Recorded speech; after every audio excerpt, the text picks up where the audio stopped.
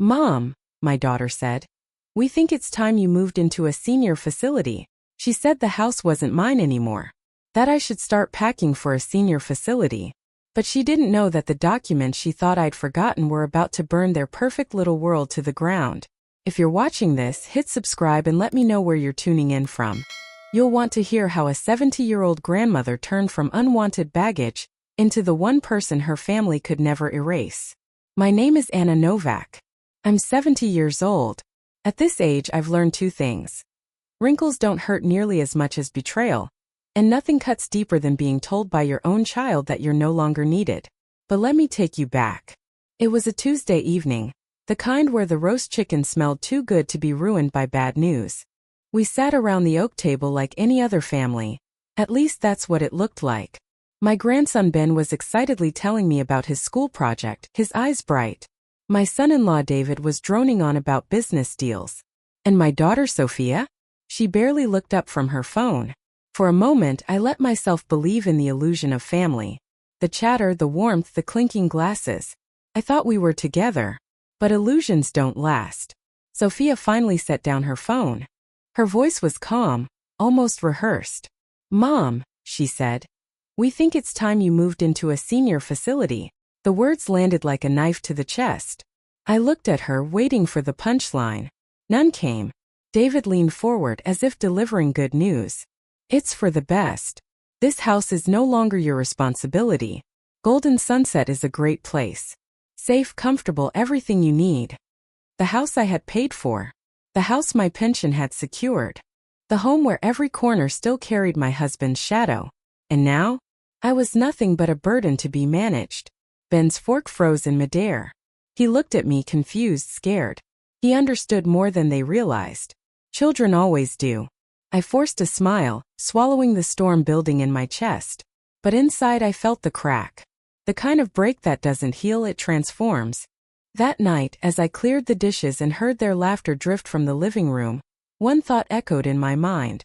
They think they've erased me, but they have no idea what I kept. Morning arrived far too quickly. When I opened the front door, the first thing I saw wasn't the sky or the street, or even the garden I had watered almost every morning since moving here. It was the suitcase. My suitcase. Standing upright on the porch like a guard on duty, zipped shut, wheels crooked on the wooden planks. I froze in the doorway, staring at it. My entire life folded and crammed into a box with a handle. No warning, no conversation, no kindness. Just luggage waiting for its owner to leave. The air smelled faintly of coffee drifting from the kitchen, but the usual warmth that came with it had long since vanished. The house felt staged, as if someone had already rehearsed this moment without me. That's when my daughter appeared. She was freshly dressed for work, her blouse pressed, her lipstick perfect, her phone clutched tightly in one hand like it had fused to her skin. Without meeting my eyes, she extended a pamphlet with her free hand. Golden Sunset Senior Living. The cover read in bright, cheerful letters. There were palm trees on the front, an aqua blue pool shimmering behind smiling couples who looked like they'd been hired from a retirement commercial. I could almost hear the jingle. Your golden years, your golden life. It's a good place, Mom, she said evenly. Her tone carried the same finality as a locked door. Safe. Structured. You'll meet people your own age.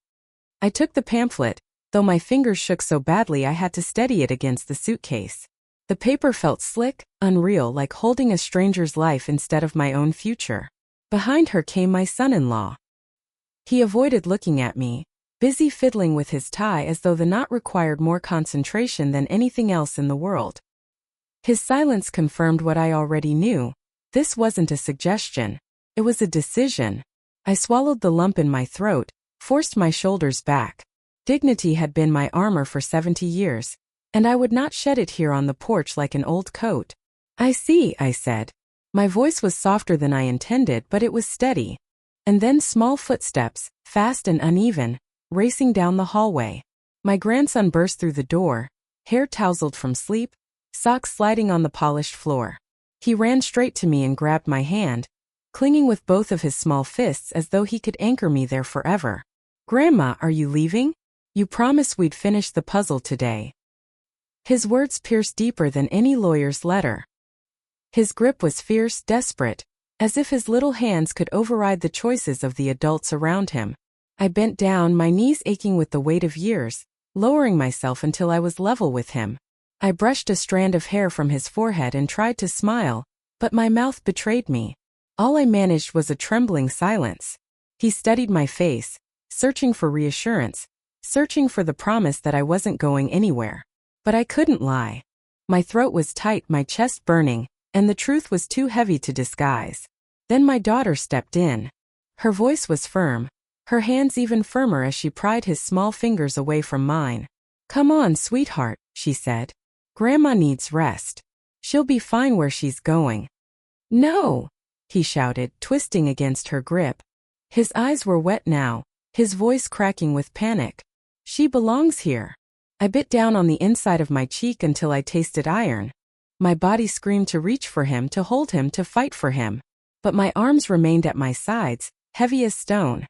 The sight of him being pulled away, his hand outstretched toward me, his cry echoing through the doorway, seared itself into me like fire on glass. I pressed the pamphlet harder against the suitcase, my palm trembling. It was all I could do to stand upright, to keep the tears where they belonged, locked inside where no one could use them against me. The house creaked as they disappeared inside, my grandson's voice fading with each step, until there was nothing but silence and the sound of my own breath. And so I remained alone on the porch, one hand resting on the suitcase, the other clutching that glossy promise of golden sunset. The sun was already high, spreading light across the street. But for me, that morning was darker than any night I had ever known.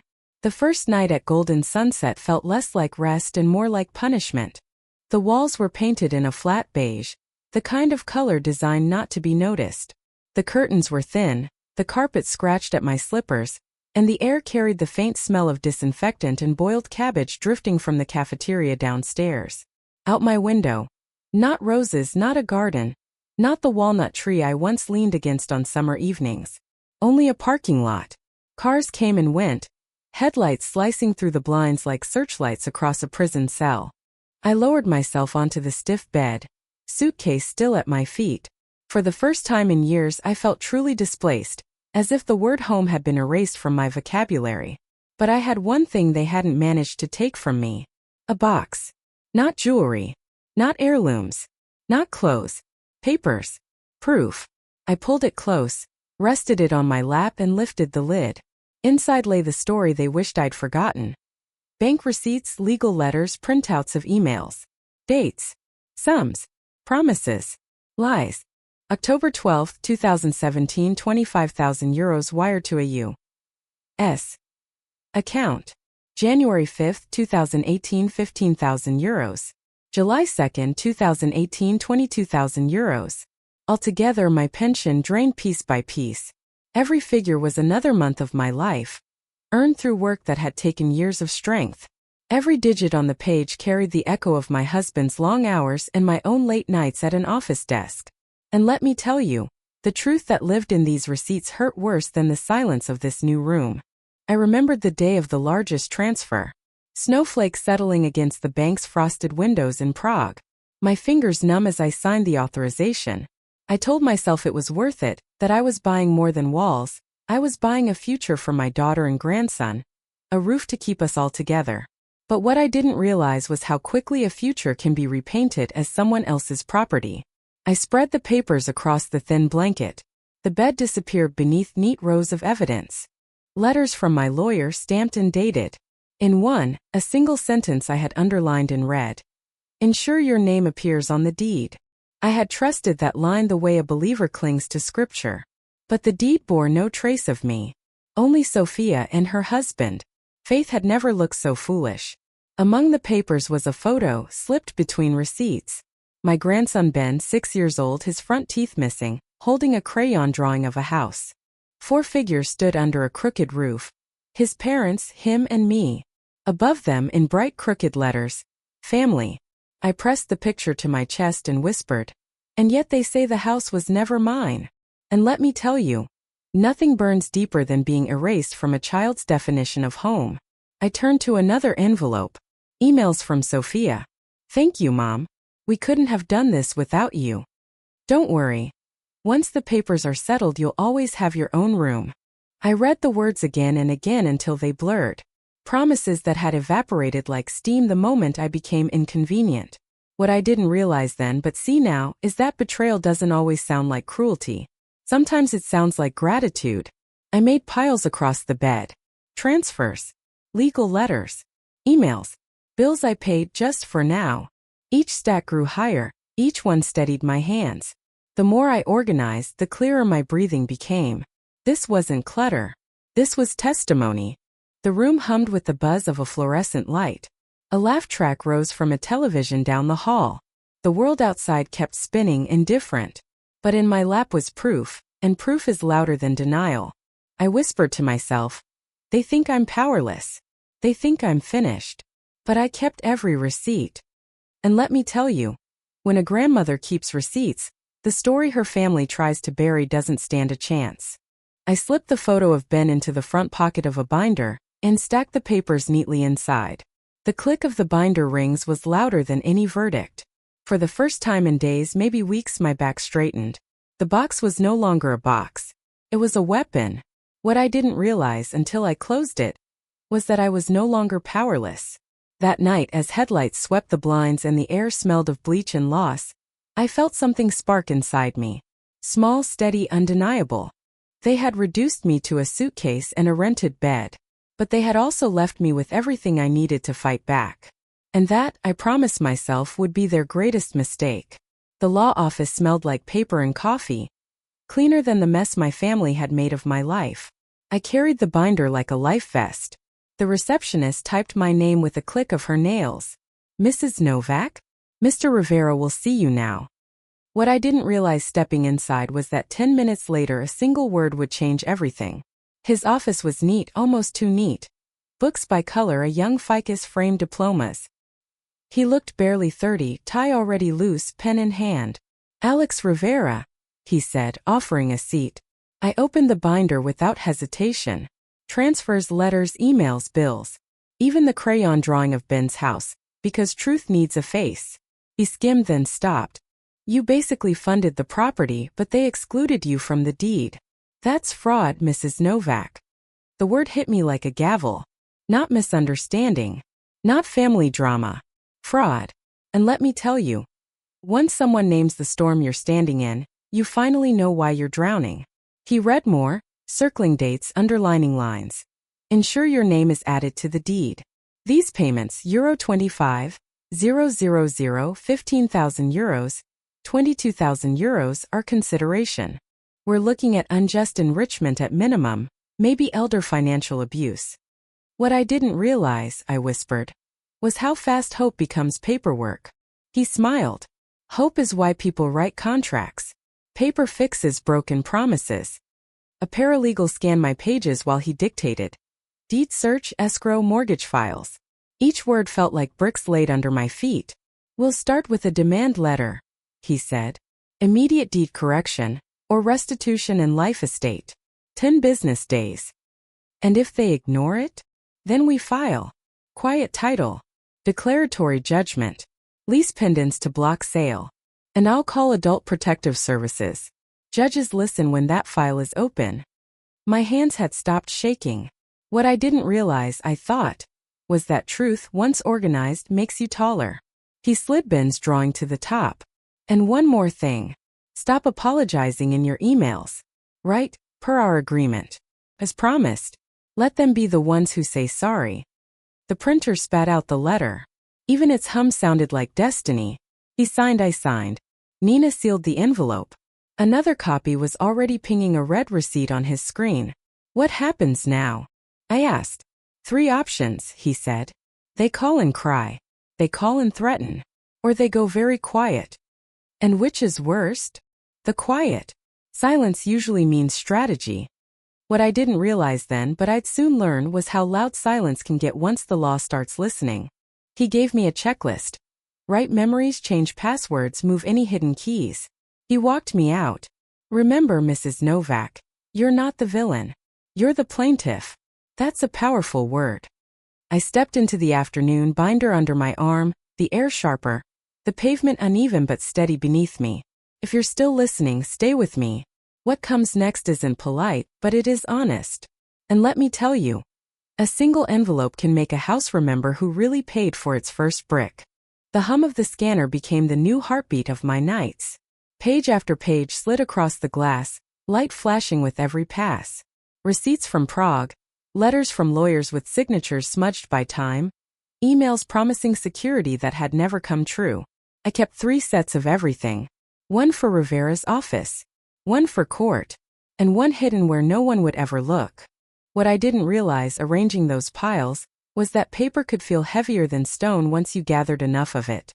The phone calls came in waves. First the European bank. The clerk's voice crackled through the line, accented and cautious, but every answer landed like a hammer. Yes, Mrs. Novak, these were personal pension transfers. Yes, we can certify them. Yes, originals are available in our archives. I asked for duplicates. Certified, sealed, indisputable. Next, the translation service. We'll need every letter notarized into English, the agent explained. Courts don't accept foreign tongues. I scanned and sent them all, contracts, letters, even Sophia's emails with their false warmth.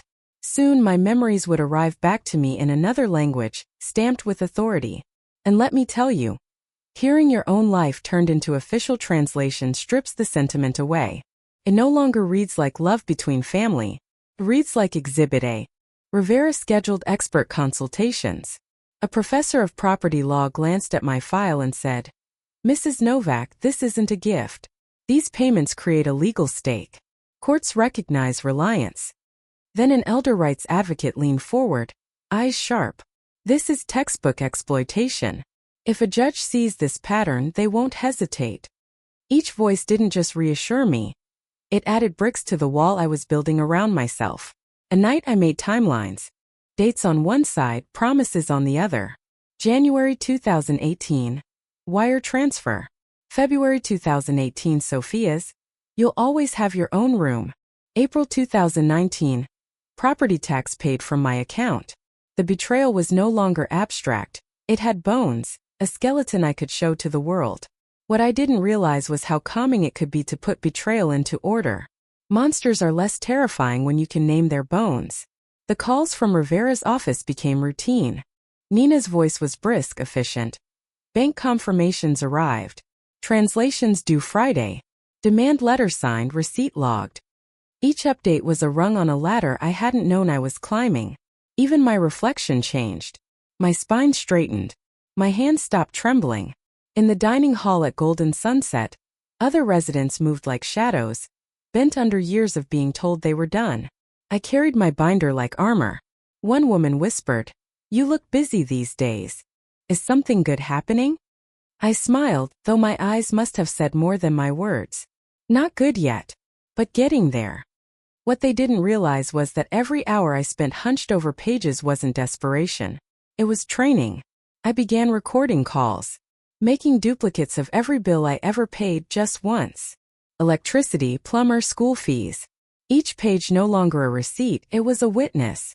And with every folder that grew fatter, I whispered to myself, they thought they could bury me in silence. I'll answer with documents that shout. At times I felt exhaustion pressing in. Ink on my fingers, notes crowding the margins, late nights staring at spreadsheets until numbers swam. But beneath it all, something else thrummed. Strength. Because what I didn't realize in the beginning, but know with certainty now, is that power doesn't always roar. Sometimes it hums quietly through a scanner at midnight. Sometimes it waits in the rustle of paper stacked just right. And one day soon, those quiet pages would echo through a courtroom louder than any accusation. The courthouse smelled of polished wood and old dust, like a building that had heard too many secrets and was tired of keeping them. I sat at the plaintiff's table, my binder resting in front of me. My hands did not tremble. They used to, but not today. Today my hands were steady, because today the weight of paper had turned into something sharper than any blade.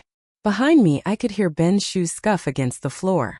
My grandson sat quietly, hands folded, the way children do when they understand more than adults think they do. His presence was my anchor. If this fight was only for me, maybe I could have endured the loss. But it was also for him, for the boy who'd grown up in my kitchen, who had trusted me when no one else did. Across the room sat my daughter and her husband.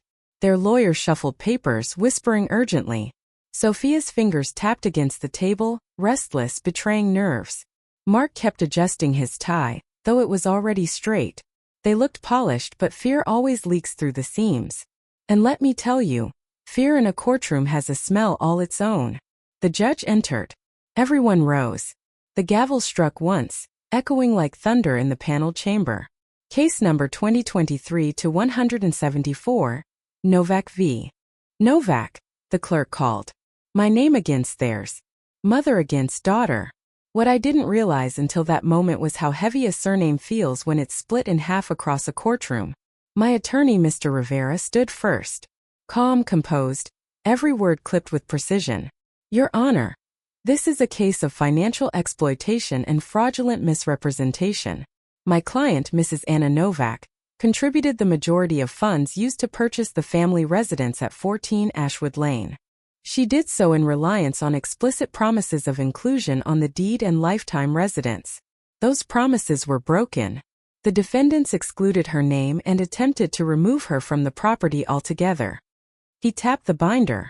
The evidence speaks plainly. Bank transfers totaling 62,000 euros from Mrs. Novak's pension accounts. Emails promising her a permanent room. Letters from attorneys acknowledging her contributions. Utility bills paid in her name. This is not generosity. This is reliance, consideration, and exploitation. Sophia's lawyer rose quickly, voice sharp.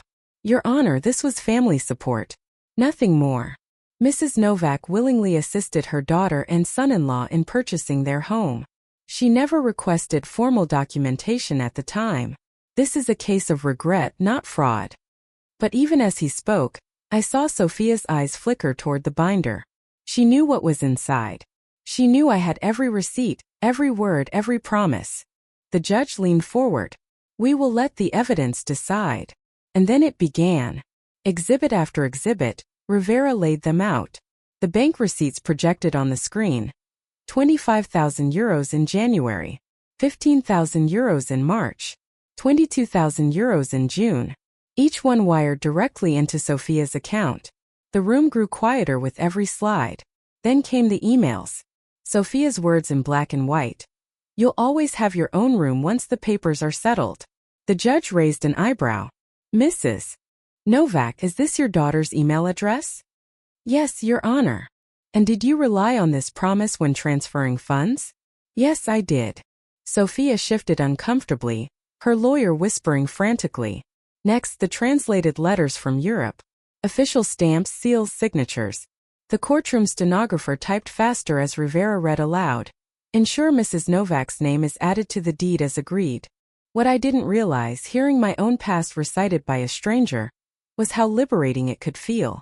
Betrayal hurts less when you can finally prove it.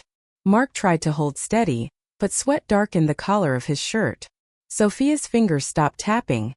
They gripped the edge of the table instead. Ben from the back leaned forward, his eyes wide but proud. Then Rivera called me to the stand. I swore the oath, raised my hand and sat down, the microphone glowing red in front of me. My voice was firm. Mrs. Novak, Rivera began gently, why did you send these funds to your daughter? Because she asked. Because she said the house would be ours together. Because she promised me security in my old age. And what did you expect in return? My name on the deed. A room that would always be mine. A place in the home I helped pay for. And what happened instead? I looked directly at Sophia. Her eyes darted away. They locked me out. They told me it was no longer my responsibility. They left me with a suitcase on the porch. Gasps rustled through the benches. Even the judge's gaze softened for a moment. Sophia's lawyer rose quickly. Mrs. Novak, did you ever sign any formal agreement stating you would be a co-owner? No. But I have every transfer, every letter, every word of their promise. Families aren't supposed to need contracts. But sometimes they do. The silence after that was heavier than any argument. Rivera resumed, voice steady. Your Honor, this case is not about a lack of paperwork. It is about broken trust, exploited reliance, and financial abuse of an elderly parent. The law provides remedies for precisely this reason. The defense lawyer stammered, trying to frame me as a generous but confused mother. But confusion doesn't generate certified bank receipts. Confusion doesn't leave a trail of promises in black ink. The judge finally raised a hand. I have heard enough for today. We will reconvene for closing arguments tomorrow. The gavel struck again. Case adjourned. But what my daughter and son-in-law didn't realize was that the evidence already spoke louder than they ever could. As people filed out, I turned slightly in my chair. Ben gave me a small thumbs up from the back row. His face serious but shining. That single gesture steadied my heart more than any ruling. Sophia and Mark left quickly, their lawyer herding them toward the hallway. They didn't look at me. They couldn't. I gathered my binder, the papers now warm from my hands. My legs felt stronger than they had in years. If you're listening, remember this. Truth may take its time, but when it finally walks into a courtroom, it doesn't whisper. It roars. And the roar had only just begun. The second day in court felt heavier than the first. The same oak benches, the same hushed voices, but this time everyone carried the weight of knowing an answer was coming. I sat at the plaintiff's table, binder once again in front of me. My eyes traced its edges, though by now I knew every page inside by heart. Behind me, Ben sat quietly, his hands folded on his lap, his face serious beyond his years. He hadn't said much these 2 days, but I could feel him watching me, studying me.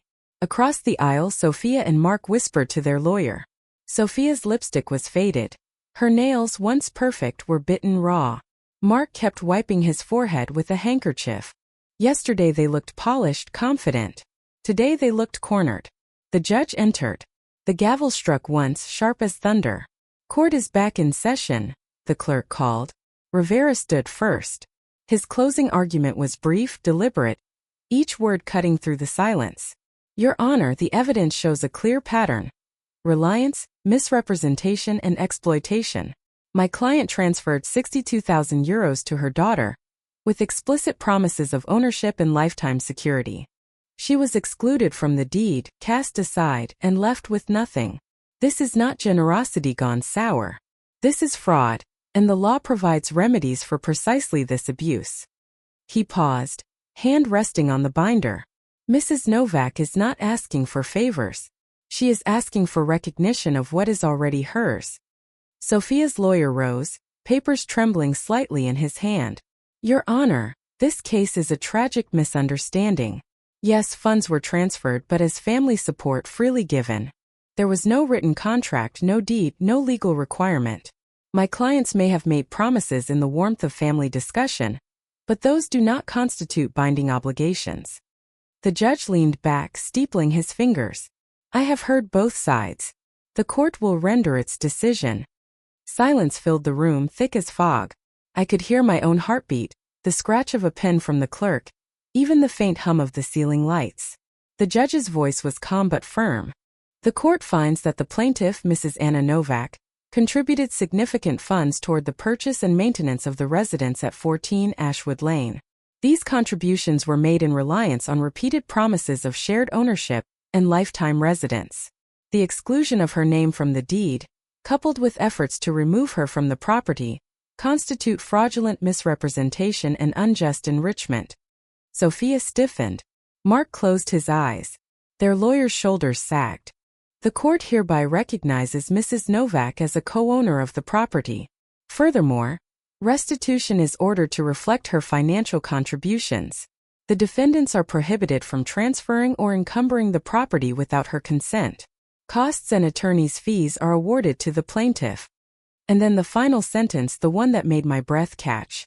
Mrs. Novak is entitled to recorded co-ownership and a life estate. She cannot be removed from the property against her will. The gavel struck. For a moment no one moved. The words hung in the air, heavier than any silence I had ever known. I turned slightly, just enough to see Sophia's face. Shock had frozen her features, her mouth open, her eyes darting, searching for a way out that wasn't there. Mark whispered something to her, but she shook her head, pale as paper.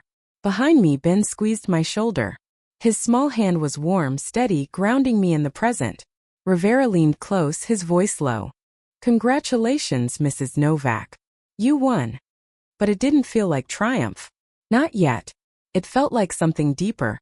Like the world had shifted back into balance. Like my voice had finally been heard after too many years of silence. As we gathered our things, Sophia finally turned toward me. Her voice was barely above a whisper. "How could you do this to us?" I met her eyes, calm and steady. "I didn't do this to you. You did this to me. The court only put it in writing." She looked away, her lawyer pulling her toward the exit. Mark followed, shoulders hunched. They didn't look back again. I walked out of the courtroom with Ben at my side, binder pressed against my chest. The sky outside was brighter than I remembered, the air fresher. People bustled on the street, unaware that inside that building, a mother had just reclaimed her dignity from her own child. What I didn't realize until that moment was that justice doesn't feel like thunder. It feels like breath you've been holding for years finally released. And let me tell you, nothing tastes sweeter. The first morning in my new house, I woke to birds instead of arguments. The walls smelled of fresh paint and wood polish, not of stale tension. The curtains swayed in a gentle breeze, carrying the scent of the lemon tree I had planted just outside the porch. It was not a mansion, not even large by ordinary standards. 2 bedrooms, a small veranda, a garden that would keep me busy, but it was mine. Entirely mine. After months of courtrooms, lawyers, and nights counting the weight of betrayal, silence no longer felt heavy. It felt earned. I carried my coffee to the porch, the mug warm in my hands. The sun was climbing slowly, lighting up the dew still clinging to the roses. Each petal looked like glass, fragile but stubborn. I sat in the old rocking chair I bought at a second-hand store and thought, this is what freedom sounds like. Ben arrived before noon, dragging his backpack behind him. "Grandma!" he shouted, racing up the steps. His sneakers squeaked against the wooden boards, and he threw his arms around me before I could even put the cup down. "Careful," I laughed, steadying us both. "You'll knock me over before I've even unpacked." He grinned, already pulling out his homework and scattering books across the porch table. For the first time in months, his smile wasn't tight with worry. Inside, boxes still waited to be opened, but I wasn't in a hurry. For once, life could move at my pace. I unpacked the essentials. The photograph of my late husband, the embroidered tablecloth my mother had stitched, a stack of recipe cards stained with oil and sugar. Everything else could wait. What I didn't realize until I began arranging those small things was how little it takes to make a house feel like home. Ben wandered through the garden, pointing out where we should plant strawberries, where we could build a birdhouse. "Can I stay tonight?" he asked, almost shyly. "You'll have to ask your mother," I said. "I already did," he admitted. "She said no. But I want to anyway." His honesty stung, but it also filled me with quiet pride. He wasn't afraid to say where he felt safe. That evening, as the sun dipped low, I set the table for 2. Nothing grand, just pasta with garlic and herbs, a salad from the neighbor's tomatoes. Ben ate like he hadn't had a real meal in weeks, chattering about school, about friends, about a science project. The house glowed with something I hadn't felt in years: belonging. After dinner, we washed the dishes together. He balanced on tiptoe, handing me wet plates as I dried them. "This is better than home," he whispered. I kissed the top of his head. "This is home, sweetheart." Later, when he curled up on the couch with a blanket, the television humming softly, I stood at the window. The garden shimmered under the porch light. For a moment I could almost hear my husband's voice. "You did it, Anna. You turned loss into soil and soil into roots. And let me tell you, the sweetest victory isn't the one announced by a judge. It's the one you feel when a child falls asleep safely under your roof." The knock wasn't polite. It was a verdict. 3 sharp raps on my new front door, each one saying, "You thought this was over? Stay inside," I told Ben. His pencil hovered above the page. Then he nodded, clutching his book. Small but steady. I opened the door. Sophia stood on the porch, her jaw tight, her eyes restless. Mark lingered 2 steps back, arms folded, scanning the street like a lookout. They looked like people who believed they were right and were terrified they weren't. "You stole my son from me," Sophia said. No greeting. Just a blade. "I didn't steal him," I answered, calm against the doorframe. "I raised him when you were too busy. He knows where home is." She stepped closer, eyes darting to the sneakers by the mat, the backpack slouched open. "Evidence. Ammunition." Mark cleared his throat. "We're here to take Ben home." He is home, I said, voice sharp enough to cut. He's doing homework. He had dinner. He'll sleep in the room I made for him. You may see him tomorrow after school. We can meet at the coffee shop on 3rd. Sophia laughed short, brittle. You think you get to set terms now? I don't think, I said. I know. The court recognized what I gave and what you took. It also recognized my right not to be harassed. You got the order. That order was about a house, she spat. Not about my son. And yet, I said, you only remembered you had a son when your leverage disappeared. Inside, Ben's pencil rolled off the table and hit the floor. Sophia heard it. Something in her face cracked. Ben, she called, voice pushing past me. Sweetheart, get your things. We're going. He didn't move. He didn't even look up. He underlined a sentence and turned the page. Ben, she said again, louder, her anger fraying into fear. If you're watching this, I'd tell the camera. This is when people reveal themselves. Not when they shout, but when no one obeys. I stepped onto the porch, closing the door almost behind me. A slim line of safety between Ben and the storm. You're poisoning him against me, Sophia said. I'm feeding him, I replied. That's different. Mark shifted uneasily. We can call the police, Anna. You're welcome to, I said. They'll read the order you've already read. They'll see a child safe, a grandmother withstanding. They'll recommend exactly what I just offered, a civil solution. Sophia's eyes glassed over. He's my son. And my grandson, I said, who slept in my house when you were flying red ice, who ate my soup when he had fevers you missed, who learned his spelling words at my table while you were on a call that couldn't wait. I didn't steal him. You outsourced him. Mark bristled. That's unfair. What's unfair? I said. Is calling a nursing facility and a realtor before you called your mother. Silence. Only the lemon leaves clicked softly in the breeze, a metronome marking the moment. Sophia's voice trembled. Please. Mommy's here, Ben. The door stayed shut. The pencil scratched. Here are my terms, I said. Sunday afternoons. 2 weeknights. No yelling at my door. No unannounced visits. All communication in writing. If that's too hard, we'll formalize it in court. Her face hardened, then cracked. You think you can take my child after everything you've taken? I took back nothing that wasn't mine, I said. And I'm not taking your child. I'm giving him what you promised but forgot: security. A room that doesn't echo with slammed doors. Dinner not eaten in the back seat. Mark inhaled like a swimmer before diving. We're leaving. We'll talk to our attorney. I started to close the door. Sophia's hand shot out, palm against the wood. For a heartbeat, our hands mirrored each other. Hers outside, mine inside. Like staring at a photo of a life we didn't choose. Why are you doing this to me? She whispered. Because you did it to me, I said. Because you taught me how far love can stretch before it breaks. Because I remember that promises aren't confetti. For a flicker of a second, I saw the girl she used to be. The one who brought me dandelions and called them flowers. Then it was gone. From inside. Grandma? I finished the reading. Sophia's jaw clenched. Mark tugged her arm. We're done here. One more thing, I added as they turned. Next time you see him, ask about his day before you ask about mine. He notices. Sophia dropped her hand. I closed the door. The latch clicked, final and clean. Ben stood in the hallway, book clutched. His eyes asked the question his mouth didn't. It's all right, I said, smoothing his hair. Quiet and steady. That's how houses stand. We returned to the table. He read. I chopped parsley.